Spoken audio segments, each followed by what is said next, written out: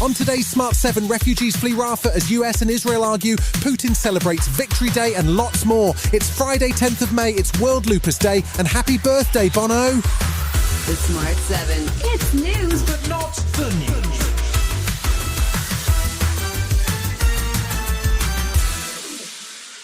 The UN says more than 100,000 people have already fled from Rafah as Israel continued to bombard the region with airstrikes and tanks on Thursday. It appears that the Israeli government are determined to continue with the planned Rafah operation, focused on what they say are the last 4 battalions of Hamas fighters sheltering there. US President Joe Biden has threatened to suspend the supply of specific weapons if the IDF crosses what he calls a red line and attacks Rafah with full force, a position which attracted fierce criticism from US Republicans on Thursday. UK Foreign Secretary Lord David Cameron held a press conference to clarify the UK's position, which he described as quite different, as the UK is not a major arms supplier. Our message to the Israelis is very, very clear.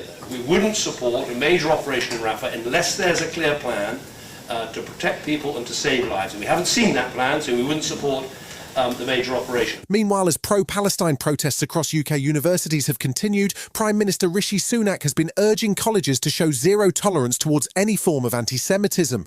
Vice-Chancellors met at number 10 to discuss the protests, and Education Minister Gillian Keegan says that calm heads are needed. It is clear that we need to show leadership, we need to de-escalate, and we need to share the best practice, which we've seen with some Vice-Chancellors.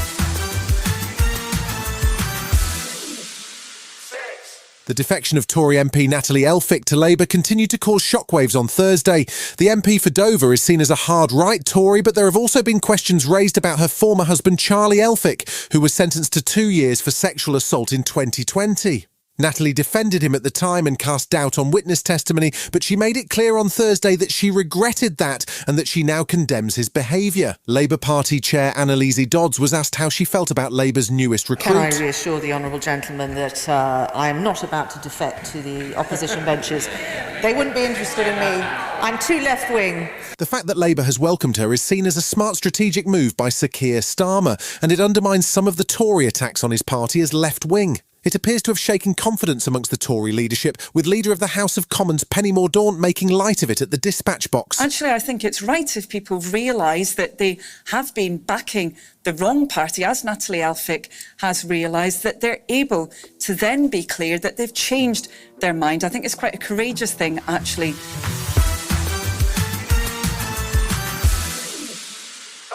It's been a big week for Russian President Vladimir Putin. He was sworn in for a new 5-year term, which could see him rule over Russia for longer than Stalin.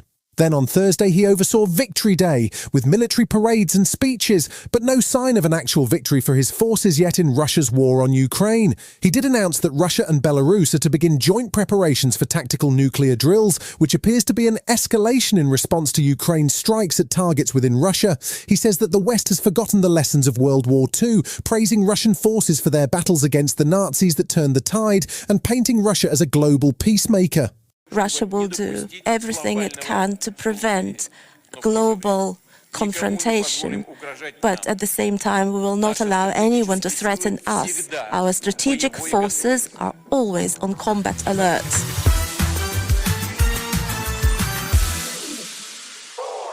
Former US President Donald Trump was back in court on Thursday for his election interference criminal trial.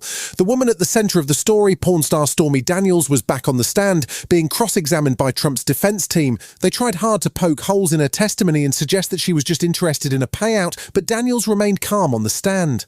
After testimony finished, Trump's team asked for the gag order to be lifted so he could respond to Ms. Daniels' testimony, but the judge refused. One woman who knows Trump well, but not quite that well, is Hillary Clinton, and she says the case is about one thing. This is all about power, how to get it, how to keep it, how not to give it up. That is so opposite of everything we believe in our country about how we are a nation of laws, not of men who try to put themselves above the law. Still to come on the Smart 7, heartbreak for Aston Villa, and Anya Taylor-Joy might just be breaking the law. Right after this. Planning for your next trip? Elevate your travel style with Quince. Quince has all the jet-setting essentials you'll want for your next getaway, like European linen, premium luggage options, buttery soft Italian leather bags, and so much more. And it's all priced at 50 to 80% less than similar brands. Plus, Quince only works with factories that use safe and ethical manufacturing practices. Pack your bags with high-quality essentials you'll be wearing for vacations to come with Quince. Go to quince.com/trip for free shipping and 365-day returns. Welcome back. This weekend is the second last of the Premier League season, and it's set to be a busy week after that as the fixtures list reaches its dramatic conclusion. But before the Premier League gets back underway, there was one English team left in European competition, and they had a mountain to climb.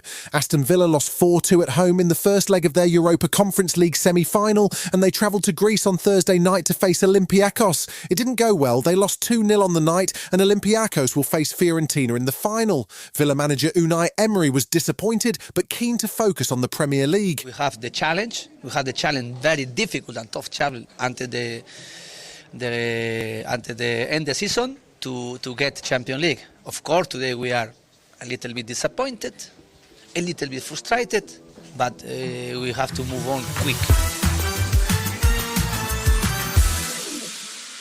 The latest in the Mad Max series is about to hit cinemas, and as you'd expect, it's full of jaw-dropping stunts and plenty of post-apocalyptic road warriors. It's called Furiosa, a Mad Max saga, and it stars Anya Taylor-Joy and Chris Hemsworth.